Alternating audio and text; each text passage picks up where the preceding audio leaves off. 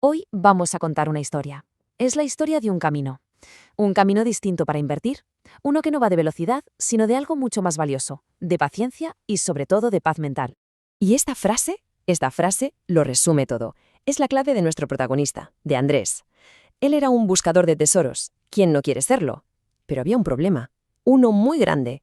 Estaba buscando en el mar equivocado. Y aquí es donde empieza todo. Venga, vamos a meternos en su primera etapa, la de la fiebre del oro. La forma en que Andrés invertía era, para que nos entendamos, un auténtico caos. Una persecución constante, llena de estrés, movida por ese miedo terrible a quedarse fuera, a perderse la gran oportunidad. Su primer tropiezo, las criptomonedas. ¿Y de dónde sacaba la información? Pues de foros anónimos, de esos sitios llenos de gente gritando «¡Compra ya! ¡To the moon!». Pura terminología frenética.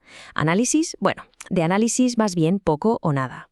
Después lo intentó con las famosas acciones meme. Y la historia, pues, se repetía. Se subía al carro justo en el pico mediático, cuando todo el mundo hablaba de ello. Compraba en el punto más alto de la euforia y, claro, luego veía cómo todo se venía abajo en cuanto pasaba la moda. Y el tercer asalto, el day trading. Aquí el problema ya no era solo el dinero. Lo verdaderamente importante, el coste real, fue el peaje emocional y psicológico. Su teléfono se convirtió en su peor enemigo, una auténtica montaña rusa para su estado de ánimo. Así que, ¿qué tenemos aquí? Pues un contraste brutal.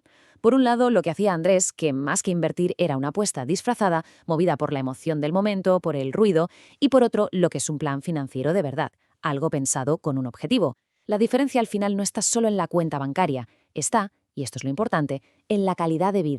Y como en toda buena historia, llega un momento en que todo cambia, un punto de inflexión, un momento de crisis que en el fondo es una oportunidad para verlo todo de otra manera. Porque después de tanta carrera, de tanto esfuerzo frenético, ¿cuál fue el resultado? Agotamiento. Un agotamiento profundo. Estaba más cansado, sí, y también más pobre. Todos esos supuestos atajos, al final, solo le habían llevado más y más lejos de donde quería estar. Y en medio de ese cansancio, de repente, una pregunta. Una pregunta de solo 2 palabras, pero que lo cambió todo. ¿Para qué? ¿Para qué todo esto, todo ese estrés, esa ansiedad, para acabar perdiendo dinero? Esa pregunta lo paró en seco. Le obligó a mirar las cosas de frente y replanteárselo absolutamente todo. Y así es como empieza la segunda parte de la historia, la reconstrucción. Lejos de todo ese ruido, de esa urgencia artificial, Andrés empieza a descubrir una filosofía nueva. Una mucho más simple, sí, pero inmensamente más potente. Una pensada no para mañana, sino para toda una vida. Su gran descubrimiento fue el S&P 500. De repente lo entendió. ¿Para qué intentar ser un genio y adivinar cuál va a ser la próxima gran empresa? Podía simplemente apostar por las 500 más grandes de Estados Unidos, todas a la vez. No era una apuesta por una sola pieza del puzzle, era una apuesta por el crecimiento de toda la economía. Y su nueva estrategia, de repente, se volvió insultantemente simple.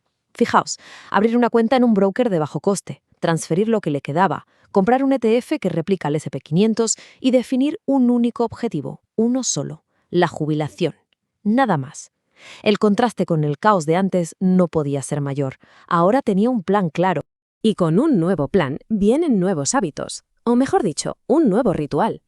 Un ritual tranquilo, paciente, que sustituyó para siempre a esas viejas costumbres frenéticas. Y entonces hizo lo más difícil de todo, y a la vez lo más liberador. Se olvidó. Dejó de mirar la pantalla cada 5 minutos. Cambió la monitorización constante por la confianza en el proceso. Ese dejarlo ir fue sin duda la clave para recuperar su paz mental. Esta metáfora me parece potentísima porque lo explica a la perfección. Andrés dejó de ser un cazador, siempre persiguiendo la presa grande, gastando una energía brutal, y se convirtió en un recolector, alguien que día a día, con método y constancia, va construyendo su patrimonio, sin estrés. Y con esto llegamos al final del viaje, al verdadero premio. Porque aquí ya no hablamos de números o de porcentajes, hablamos de la recompensa humana, de lo que de verdad importa. Porque su patrimonio dejó de ser un número que sube y baja como un loco en una pantalla. Ahora es un proyecto silencioso, constante, que crece poco a poco. Es como la confianza que tiene un agricultor. Sabe que vendrán sequías y tormentas, por supuesto, pero confía en el ciclo, en que, al final, habrá cosecha.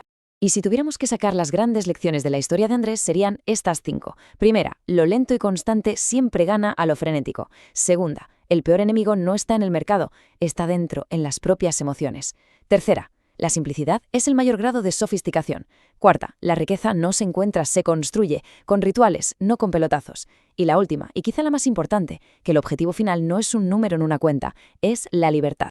Y cerramos con esta última idea para la reflexión. Quien persigue la paz a menudo acaba encontrando también la prosperidad. Quizás ese es el secreto, que la prosperidad financiera no es la meta, sino una consecuencia de haber buscado primero algo mucho más importante, la tranquilidad.